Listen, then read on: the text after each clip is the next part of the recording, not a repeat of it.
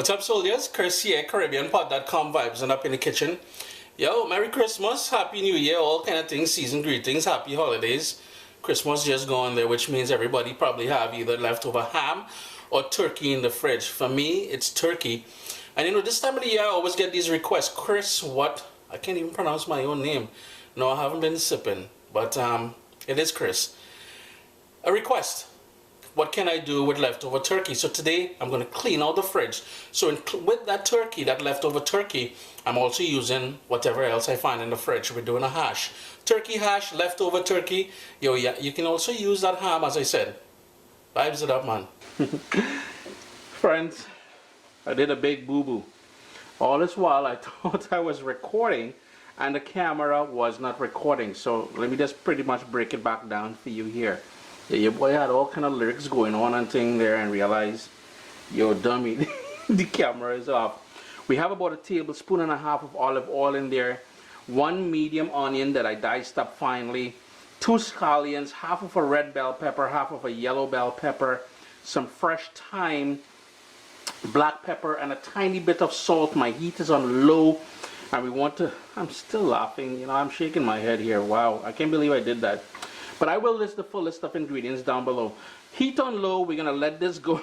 We're gonna let this go for about 3 minutes or so. While I'm not going in with any Caribbean sunshine.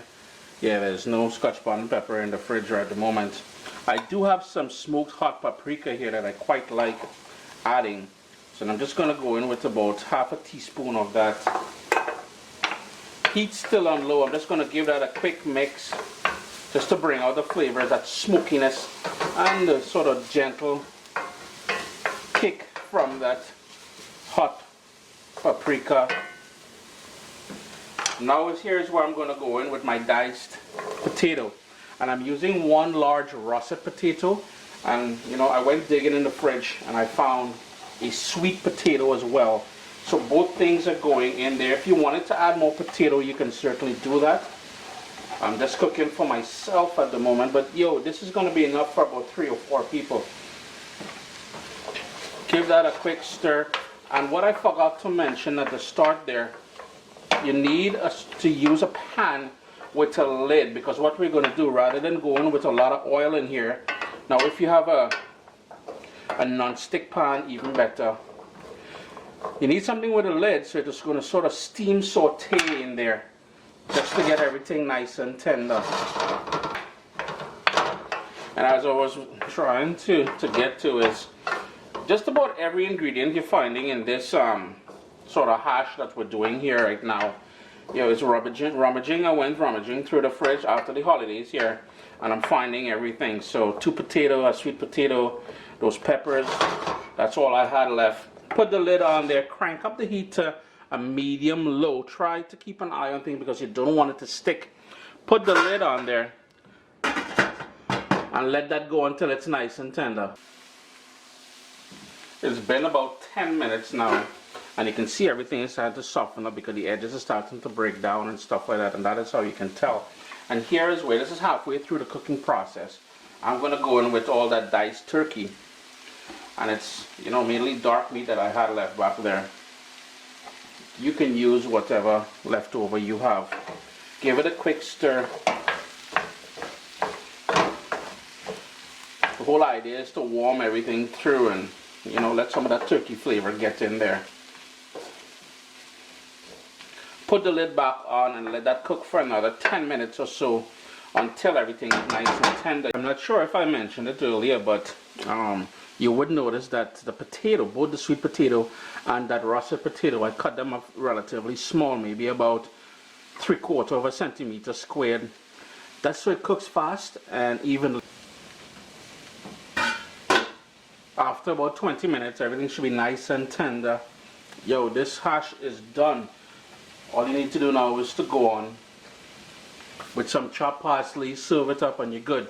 But here's the thing, we're going to go a little step further. We're going to make 4 little holes, like so.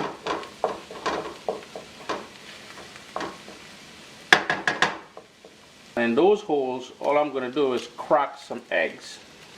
4 eggs. 4 of us, me and my daughters, will be enjoying this.